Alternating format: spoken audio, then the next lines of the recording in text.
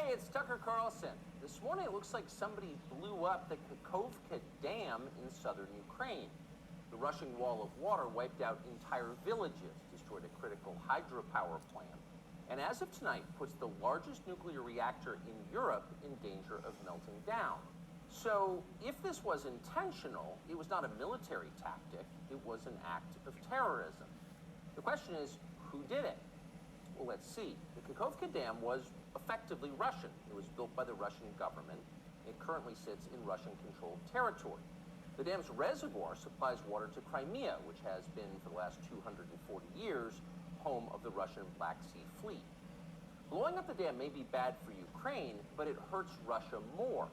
And for precisely that reason, the Ukrainian government has considered destroying it. In December, the Washington Post quoted a Ukrainian general saying his men had fired American-made rockets at the dam's floodgate as a test strike.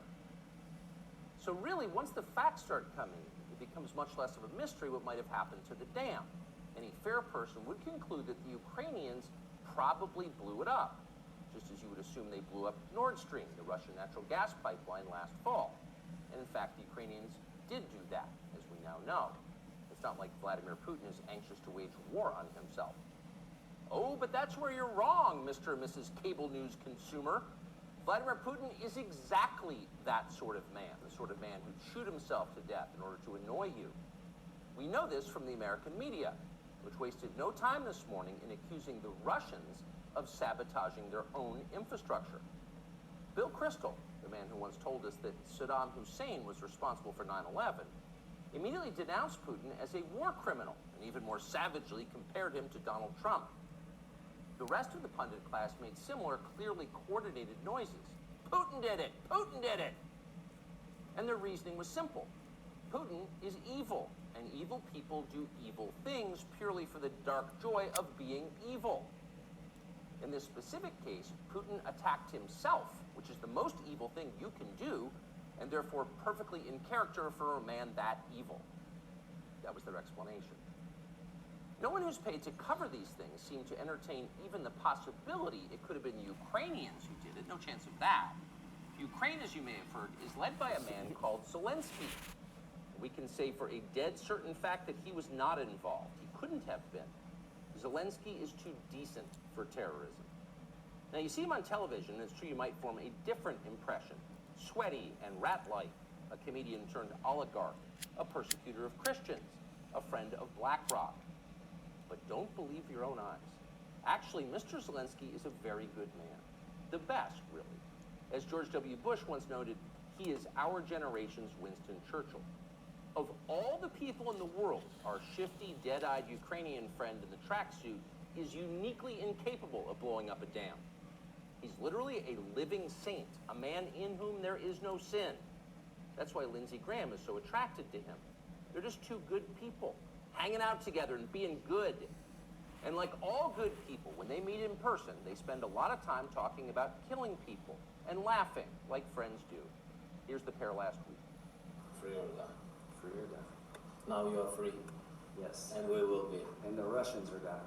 It's the best money we've ever spent. Thank you so much. No, it's The Russians are dying. It's the best money we've ever spent, Graham says. A smile spreads across his thin, quivering lips as he forms the words. He looks like a starving man contemplating a breakfast buffet. The aroma of death has aroused Lindsey Graham. Thanks so much, replies Zelensky. He feels the same way. See, there's nothing dark here. Just two middle-aged guys celebrating the killing of a population. They don't seem like the kind of people who'd enjoy flooding villages or starting a famine. And in any case, who cares if they are? It's really not your business. Your job is to support Ukraine. Watch Nikki Haley, a Republican candidate for president, explain this principle on CNN. A win for Ukraine is a win for all of us. And for them to sit there and say that this is a territorial dispute, that's just not the case. To say that we should stay neutral, it is in the best interest of America. It's in the best interest of our national security for Ukraine to win. We have to see this through. We have to finish it. See? It's very easy to understand. It is vitally important for you to support Ukraine because it's necessary for Ukraine to be supported by you. Your support is mandatory until it's finished, whatever it is, and whatever that means. So shut up and support Ukraine, or else you're in trouble. Back when they still taught logic, statements like this were known as tautologies. Something is true because it is. The more you repeat it, the truer it becomes. It's a self-reinforcing reality. There was a time when tautologies were considered illegitimate arguments, not to mention hilariously stupid. Only dumb people talk like that. Now everybody in power talks like that. Diversity is our strength. Trans women are women. Zelensky is Churchill. It's all self-evidently true. Doesn't need an explanation, and don't ask questions. Sound familiar? Of course it does. That's the pap they're serving us day after day in steaming, lumpy portions. By this point, it's possible that American citizens are the least informed people in the world. Your average yak herder in Tajikistan knows who blew up the Nord Stream pipeline. It's obvious. Does he think some skinny dude in a dress is actually a girl? Come on. That idea would never occur to him. You've got to be lied to at full volume over a period of years in order to reach conclusions like that. And of course, we have been. The media lie. They do. But mostly they just ignore the stories that matter. What's happened to the hundreds of billions of US dollars we've sent to Ukraine? No clue. Who organized those BLM riots 3 years ago? No one's gotten to the bottom of that. What exactly happened on 9/11? Well, it's still classified. How did Jeffrey Epstein make all that money? How did he die? How about JFK? And so endlessly on. Not only are the media not interested in any of this, they are actively hostile to anybody who is. In journalism, curiosity is the gravest crime. Yesterday, for example, a former Air Force officer who worked for years in military intelligence came forward as a whistleblower to reveal that the U.S. government has physical evidence of crashed non-human-made aircraft, as well as the bodies of the pilots who flew those aircraft. The Pentagon has spent decades studying these otherworldly remains in order to build more technologically advanced weapons systems. Okay, that's what the former intel officer revealed, and it was clear he was telling the truth. In other words, UFOs are actually real, and apparently so is extraterrestrial life. Now we know. In a normal country, this news would qualify as a bombshell, the story of the millennium. But in our country, it doesn't. The whistleblower's account ran on a technology website called The Debrief, which you've probably never heard of. The Washington Post had that story, but decided not to run it. The New York Times, meanwhile, just pretended it never happened. On the front page of the New York Times website this morning, there were 5 stories about Ukraine, as well as 4 stories apiece about Donald Trump, trans people, and climate change, the usual lineup. There was nothing at all about how an alien species is flying hypersonic aircraft over our cities. Not one word. So if you're wondering why our country seems so dysfunctional, this is a big part of the reason. Nobody knows what's happening. A small group of people control access to all relevant information, and the rest of us don't know. We're allowed to yap all we want about racism, but go ahead and talk about something that really matters and see what happens. If you keep it up, they'll make you be quiet.